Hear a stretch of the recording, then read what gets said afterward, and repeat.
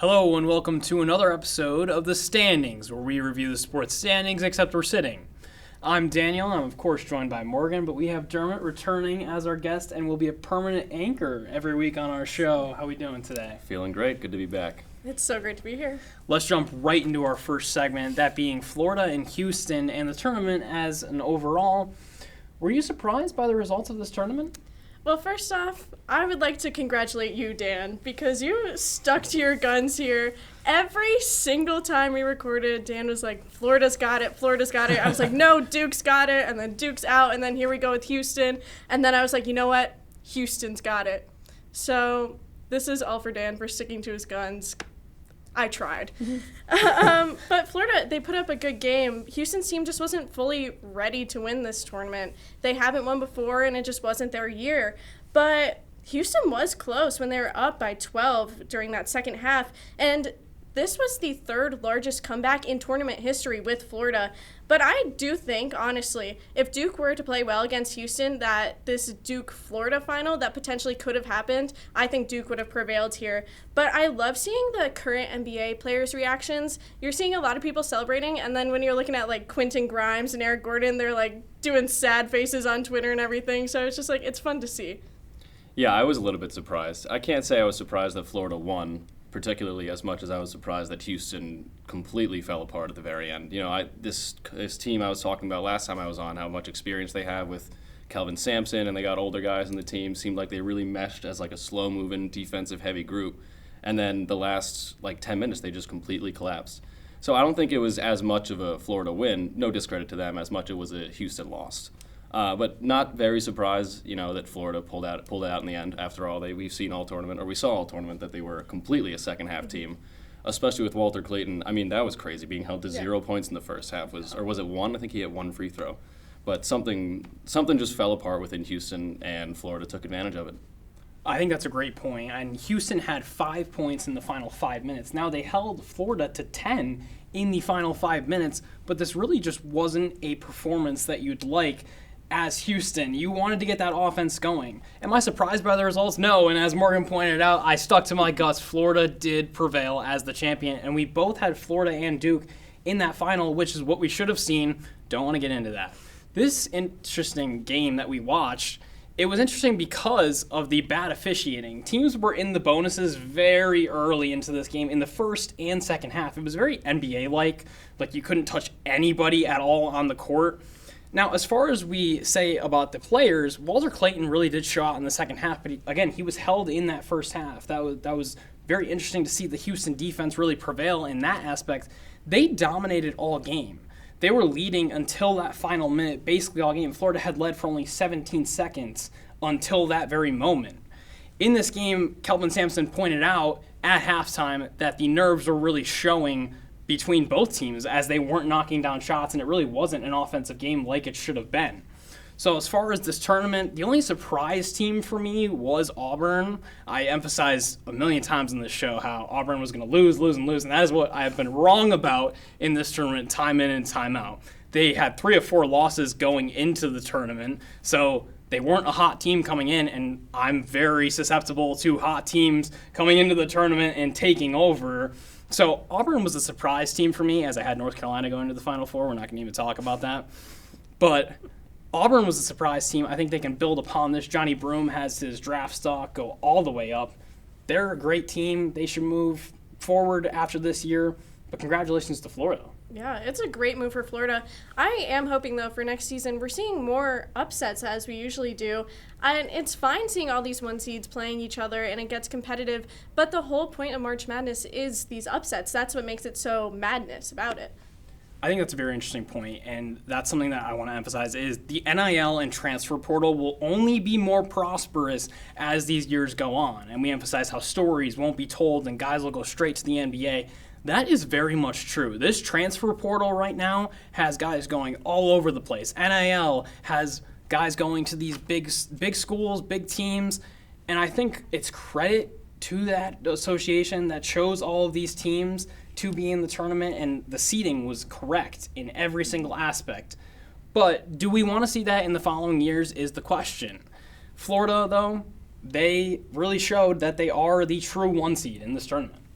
Yeah, I think just talking about the NIL, it's all about greed. And when we're talking about the greed that a lot of these teams and the NCAA sort of with bringing in this whole NIL monster that they brought in, I think in the next few years we're going to start to see some more regulation. Right now, there's some regulation. It's just wishy-washy, but there's no real strict rules as there are. There's no floor and cap for how much these guys can take, how much schools can give out. They can get around it very easily. So I think this tournament especially, when the regulation does come, is going to be a big part of negotiating the sort of the terms for NIL and the cap and the floor and how teams can operate, how they can recruit. I think this year is going to be the main point that they look back on and how they decide what to do. We will have to see how it plays out. Let's move into our next segment, that being Vlad Guerrero Jr. He got a 14-year, $500 million extension with the team. He is 26 years old. He will get paid until he is at least 40 years old. What do we think about this contract? What does it say about the MLB and the Blue Jays? So this contract is a $325 million signing bonus. That's a really interesting factor here. So they're doing the signing bonus so he's not getting taxed in these other states. So he resides in Florida, so he's getting all these Florida perks. So when he goes to play games in New York, he's not getting taxed on those games. He's getting more money from this, and I think we're going to see this a lot more in the MLB. But 14 years is crazy. How old is he going to be in 14 years? 40? That's insane. And just everybody thought he was going into free agency. And to do this at this caliber, I'm honestly impressed. I didn't know much about it, but doing research into it, I'm just I don't know how I feel about this. And throughout the MLB, we're definitely going to see these higher paying contracts using these salary bonuses as ways for players not to be taxed. I agree. I'm completely and utterly appalled by this deal. I don't know how, his agent managed to finagle this deal through the Blue Jays. I really have no idea. I think it's absurd. I think that comparing his to especially Aaron Judge's contract, Mike Trout's contract a few years ago, this is actually absurd. I can't even imagine. He's not this kind of player like Mike Trout and Aaron Judge and even Juan Soto. With his $700 million contract, which is another beast that I won't get into. But Aaron Judge in his contract year, he slashed 311, 686, and 1,000. And then in Vlad's Vlad's contract year, he slashed 288, 468, and 861. And he's getting $140 million or $240 million more. I think it's just absurd. Yeah. And also looking at their career numbers, Judge's is absolutely out of this world compared to Vlad. And he is younger. Aaron Judge is reaching his mid-30s. Vlad is only 26. So we'll see how that pans out as he gets older and matures more in his game. But also, I like that you brought up the signing bonus part of it, because it's not. I was looking into it. It's not just that the fact that he gets taxed or doesn't get taxed in Florida. It's also so in case the Blue Jays end up wanting to sign him, then teams will only pick up that $9 million AAV and not the $325 that they pay out of pocket up front. It's the third most lucrative contract in the MLB right now. He's only behind Ohtani and Soto. And most people believed after this contract got signed, it was the interesting part of it, is that it could have been $600 million because of how young he is and how much potential is there with the player.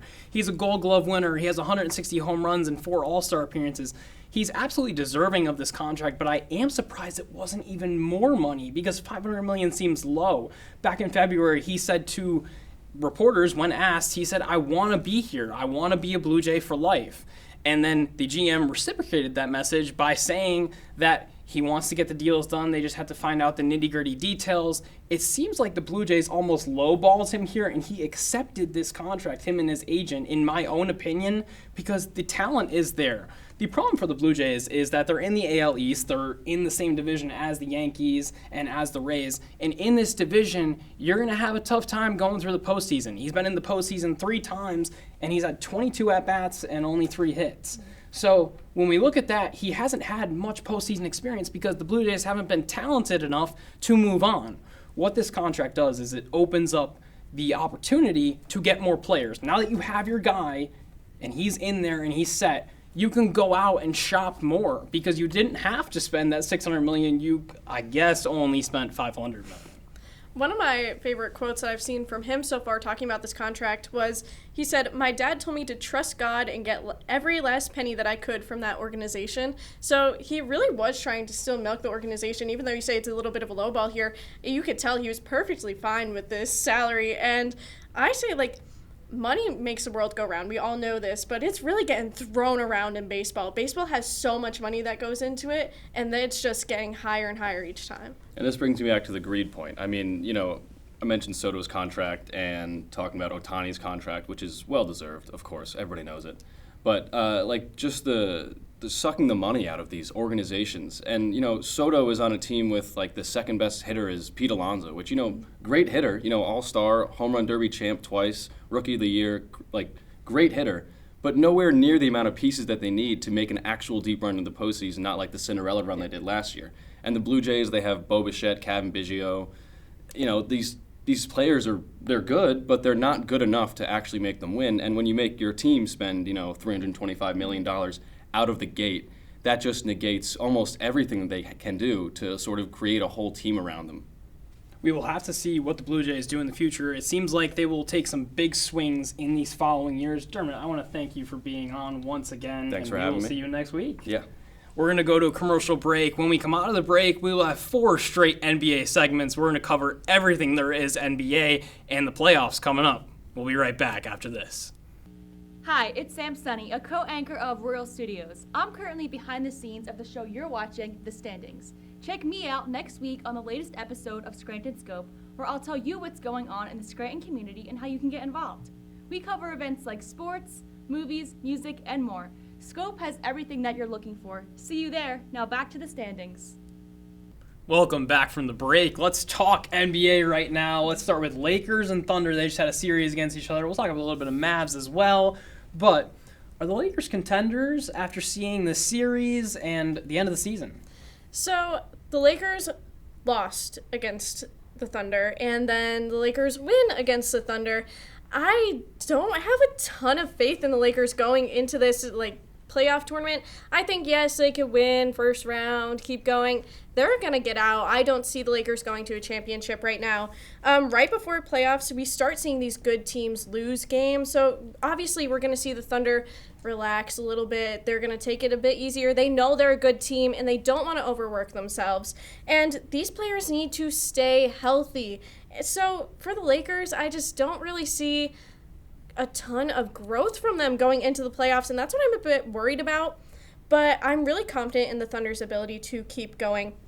You could say that the Lakers lost because Luka got ejected, but that is literally part of the game. Your players are going to get ejected. It happens. You can't control that. So if one of your key players is leaving the game and you can't make up for it, that is your fault. That is your coaching staff's fault. That is all your team's fault. You can't be like, we lost because we lost him. Deal with it. You just got him on your team anyway. It's okay. Figure it out. But Shea had a great game, too. He had 42 points, and you can't forget that he is in the MVP conversation here. And he's in the MVP conversation way more than anybody else is on the Lakers. This is still a good team, and even though they lost, I just don't see a lot going on here for the Lakers.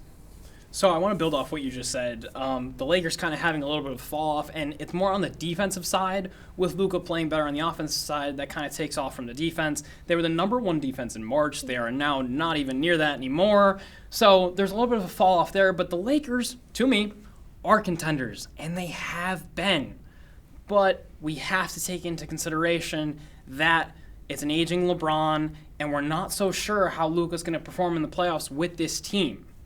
As far as Luka goes, though, with facing the Thunder, he has been dominant against them. We've seen that in the playoffs. So if this were a matchup, I'm not sure who I would choose. Luka has been dominant against the Thunder his whole career, and he's going to put up a great game every time. I do think that him getting ejected did have partly to do with their loss, but I agree it is part of the game. He needs to temper his emotions, especially headed towards the playoffs.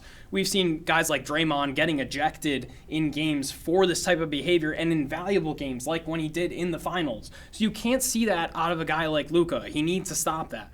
What the matchup looks like right now for the Lakers is they could be facing the Warriors, Grizzlies, or the T-Wolves. And what I have to say about that is that these teams are all tough. Mm-hmm. And on any given night, Curry, Anthony Edwards, and John Morant could eliminate your chances. So it's going to be a tough matchup in the first round, and then we look upon that if they move up and they face the Thunder or the Rockets. I'm not so sure that series is going in their favor either. Against the Rockets, they're 1-1, and against the Thunder, they are 1-2 this season. So they have played very tough against the Lakers, and I'm not so sure they'd be good against them in a series. I don't think they'll be good against them in the series. And when you bring that up, it's just like they could beat them right now, but the Thunder's just like playing it chill. Imagine the Thunder in a 7-game series against the Lakers. They are bringing it, and I don't think the Lakers could keep up here. And like you're saying, like Luka has to keep his emotions in check. It seems like the Thunder is like his kryptonite right now because they are just really getting some raw emotions out of him. And if we're seeing this in the playoffs and he gets knocked out in the playoffs, it's just over for the Lakers. It will be a very telling game tonight as the Lakers face the Rockets tonight. So with the Thunder and the Rockets, we will get to see in full length what that looks like before the playoffs, which is interesting. As far as the Mavs go, in that playoffs, in that scenario that we're talking about, in that game beforehand, and the media is kind of romanticizing this whole thing about how Luka cried during the video, and then he played a phenomenal game. I'm not going to romanticize it. The Mavs are so bad.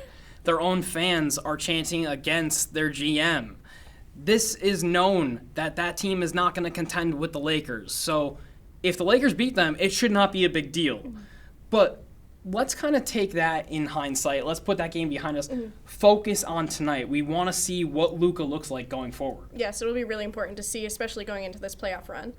Let's move into our next segment, that being Mike Malone and GM Calvin Booth of the Denver Nuggets were just fired.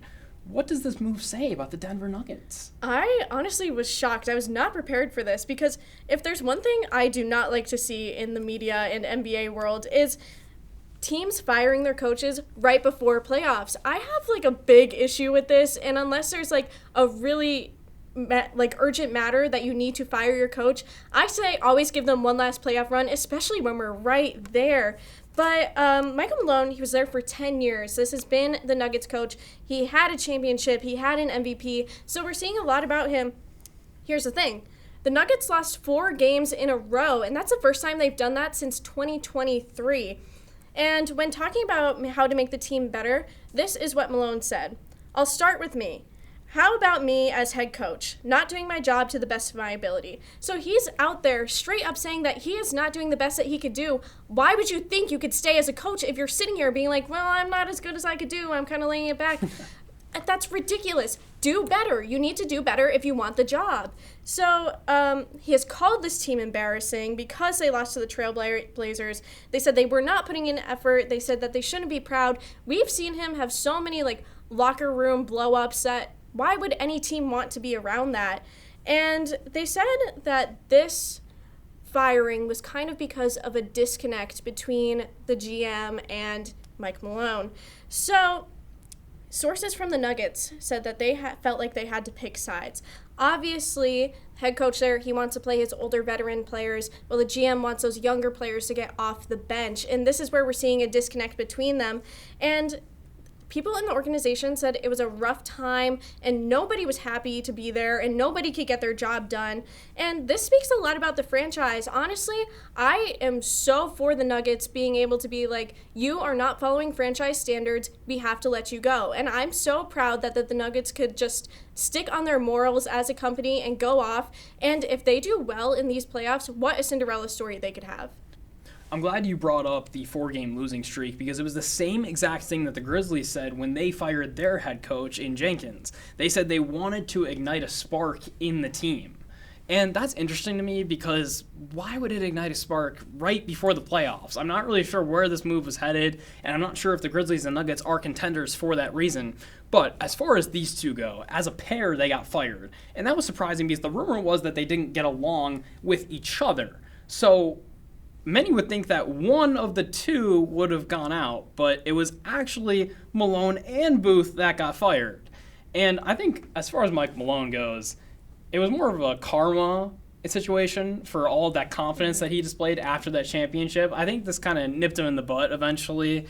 But as far as GM Calvin Booth, I'm not sure why he got fired. This is the guy that drafted Jokic and Michael Porter Jr., which were two very smart moves because Michael Porter Jr. was being held off because he was being injured, and Jokic just was some unknown star we hadn't seen before.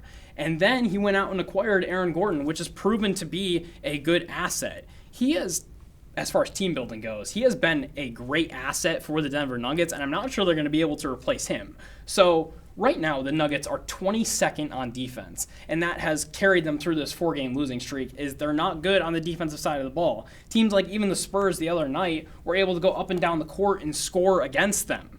This team will never win a championship with a 22nd ranked defense. We've never seen that before. And when they won the championship, they were the 16th ranked defense, which was pretty unheard of at the time. But 22nd, you're not going to be able to win a championship. They are last in 3-point attempts, and it's very interesting because in 3-point percentage, they're top 5. So if you're top 5 in 3-point percentage and you're last in 3-point attempts, it means you should shoot the 3-ball more. Something I emphasized in the last episode was that the Nuggets need to give guys like Michael Porter Jr. and Jamal Murray the ball more. Jokic does not need to be getting 60-point games off of 2s, not 3s. He's shooting 2s. He's in the inside, getting all those points. Get it to the perimeter. Start having more 3-point attempts because that is where your team will flourish. If you're top 5 in something, you would think you'd do it more. And the interim head coach is actually the guy that ran the offense. So when we're looking at projection, he is not going to make this team any better on the offensive side of the ball. Shooting the 3 is the only way you're going to win the championship. Yeah, I don't see them going very far in this playoff run unless they work some magic, but I'm kind of excited to see what happens with them next season, see where they build and where they fall. We will have to see. Let's head to a commercial break. We got more NBA coming up. We'll be right back after this. My name is Abby Blancato, and I'm an anchor for Royal Studios. Right now, I'm behind the set of the show. You're watching The Standings. You can catch me on Royals Weekly every Friday, where we cover all things University of Scranton, from campus clubs, events, and sports news. You'll get everything you need. Until then, back to The Standings. Welcome back from the break. Let's talk more basketball. I want to talk about one of my favorite teams, the Houston Rockets. Is it time to stop sleeping on the Rockets? You know, Dan, right before we started filming, you know what I said? I said, stay asleep, tuck yourself in bed. It's okay. We don't need to focus on the Rockets right now. Yes, they're number 2 in the West, and now they're, doing well. They're doing well. Whatever. So here's their issue with the Rockets going into the playoffs. The Rockets will never have the best player on the court. That is their issue. Yes, they could be a good team, but where is their best player? They're going against other great players. They're playing against, LeBron James. It's like the Rockets versus LeBron James. That's the issue here. They also are prone to injury. Yes, we're seeing this across the NBA. People are getting injured, and there needs to be something to fix that, but I digress there. This team is still getting injured. Their opponents are historically just better. They're more experienced, and they know how to play the game. If they're playing LeBron James first round, it's just not going to end well for them because it's just such a young team. And the issue with the NBA right now, it's lacking defense. This Rockets team lacks defense, and it's not up to par to win any championships here compared to other people in the West. So I don't know if they're even going to contend there because the Thunder is easily just going to beat the Rockets out of this. And this young team is just not ready to handle a playoff series. Yes, they could do that in the future, but right now I'm just not so optimistic about them. So I have to throw a statistic to you in response to the defense. They're 5th in defensive rating. Mm-hmm. So they have proven that they're a good defensive team, and they're 2nd in 3-point percentage. Those are the type of stats that you want heading into the playoffs. It is time to stop sleeping on the Rockets, and it has been.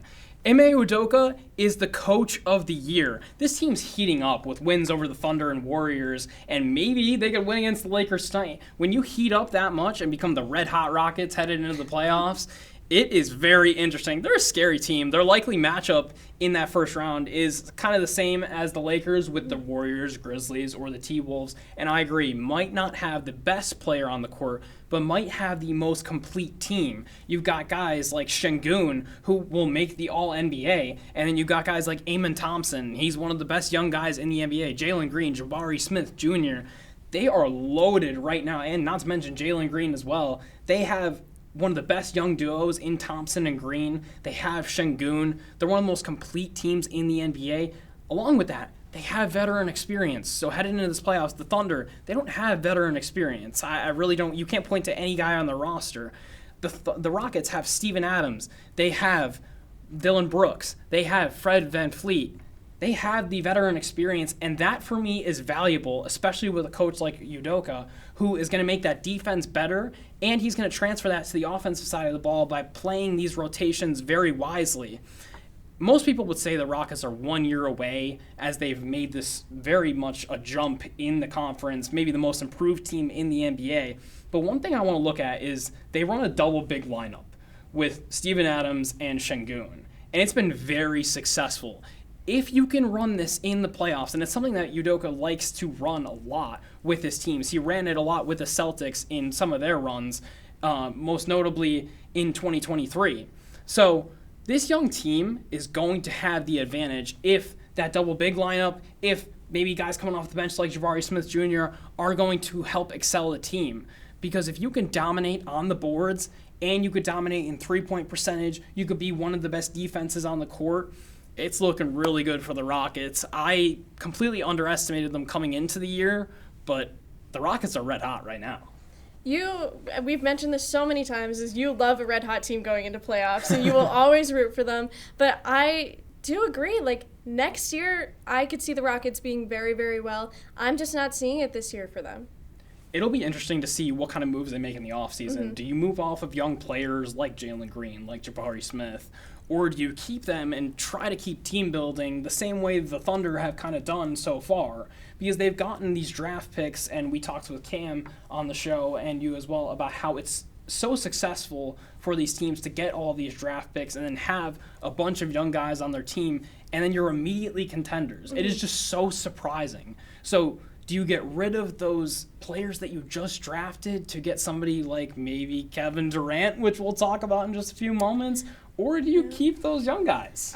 For the Rockets right now, I think it's really important to keep growing on their team building and keep these younger players that they have and really just create that like synergy that they're going to bring to the court, because I could see this as a dangerous team coming up. I love what they have so far. Mm-hmm. Let's move right into KD. We kind of previewed it before, but we have some trade destinations that he has preferred. So he has mentioned the Rockets, that we just mentioned, might be a good spot. The Heat, Wolves, Knicks, and Spurs. What is the most interesting team to you so far? So my top team for KD is the Knicks. I think this is a really interesting offer. The Knicks always need a star, and I think KD could absolutely save them. No matter how old he is doing great things on the court, and the Knicks need that. And the Knicks have really been trying to get KD from the Suns for a while. This isn't a new phenomenon. This has been in the talks for a little bit now, so it wouldn't be too surprising to see. But the issue with the Knicks is, for trading, they do not have a lot of first-round picks to trade anymore because of that Bridges trade. And their trade package could potentially swap OG and create a nice little package deal there, but it's really iffy for them. That's the part where they're going to fall short. But imagine you have Brunson and Cat and KD all playing together. That trio would be so fun to watch. And this could be the first Knicks championship since 1973. And I feel like we all want to see that anyway. And this could be super fun to watch. I know KD has been in New York City before and it did not end well, but there are always new beginnings, and I think this could work well with him. I think the Knicks are a quite interesting team, and I'm glad you mentioned that trio, but let's look at a potential lineup. It could be Brunson, Cat, KD, and then Josh Hart. And if OG doesn't get traded, it's Mikal Bridges, but it could be OG on that team. It would be interesting to see if the Suns would be like, "Oh, come back, Mikal. We'll take you right back, and we'll take on your full contract." Yeah. It would be great if they could get that to work out. The Knicks have the most assets out of anything. They're the most deep team that could give up the most for KD. As far as other teams, well, the Heat, I don't think at all. I really think that is such a fantasy world to be living in. Maybe 5 years ago, I would have liked KD to the Heat. But in present day, the Heat need to keep building their young team. And even a trio like Hero, Bam, and KD, that really doesn't scare me in the East at all. It's kind of like the trio we have in Philadelphia right now, where it's Maxey, Embiid, and Paul George, it really does not scare anybody, and I don't think KD would change that. It's all injury trios in Philadelphia. Like, there's nothing going on there. They're injured, and injured. They haven't played in Philadelphia, like, all season, the three of them. And it would be interesting for the Heat, because what would this do? I mean, you're not getting a leader. You need a leader, and Jimmy was that leader, I guess, for those years that he was there. Another team that's interesting to me is the Wolves, because it feels like if you get KD, you're accounting for when Cat left, you're getting that shooting back, but they've gotten that in Julius Randle already. I mean, he's been very good so far for them, and they're going to have to see how far they go in the playoffs to determine if they need to make that move. Another team, the Spurs, it sounds good with the big three of Fox, Wemby, and KD, but would that be enough to contend in the Western Conference? When Fox and Wemby were playing together, they looked good, but even if they added KD, would they be even better? That Western Conference is very heavy right now. So for KD to stay in the West, I feel like it would almost be a mistake. Maybe you go to the Knicks, but if you were to go to a team in the West, the Rockets are probably your best destination. They also have a lot of assets. We talked about all those young guys that they could give up to get KD. They also have the money to pay him. So if they get KD, they get a bona fide shooter, maybe not that good on defense, but he's a shooter that will help you. I'm not sure if the Rockets need it as much as the Knicks do, though. I don't think the Rockets need it that much to the Knicks, but I like how you said, like, the West is so heavy. Put his potential in the East. Like, there's so much that could happen over there. And you don't want to see, like, teams continue to dominate like the Celtics. You want to, like, spread the wealth a little bit there to see a good NBA tournament going on in the East. The West is always something going on over there. So it's really interesting to see. But if we're looking at him going to the Timberwolves, like, that could be a very good option for him because he's played with Anthony Edwards before on Team USA. They have that dynamic. They have that little beef with each other, and that could transfer into really good play. We've seen that with athletes before, is anger towards each other is just competitiveness. It could transfer to the court. Other teams that are interesting are the Thunder and the Warriors, because he's declining going to these destinations, but these are very good teams right now. If you were to stay in the West, you want to be with those teams. You don't want to take a big long shot with the Spurs and say, well, maybe we could be good. Maybe we have the potential. I understand you'd be playing with one of the best young athletes in the world, but I just don't see that. And if you wanted to go back and really make Oklahoma City fans happy and end your career on a high note, I think you would go back to Oklahoma City. And I think that would be very fitting for that team. It'll be interesting to see where KD goes, but I just don't understand these trade destinations. It's going to be interesting to see where he ends up. He's very opinionated on where he goes, and I do like seeing all the updates. He's like, I don't want to go there, and then he'll pull out a random team like the Orlando Magic, and he's like, yeah, that's where I want to be. He's like, one of the most fascinating athletes we have ever seen as far as how he reflects his emotions on the media. We get to see everything out of Kevin Durant. Yeah. That's it for the standings. We want to thank you for watching. We'll see you next time.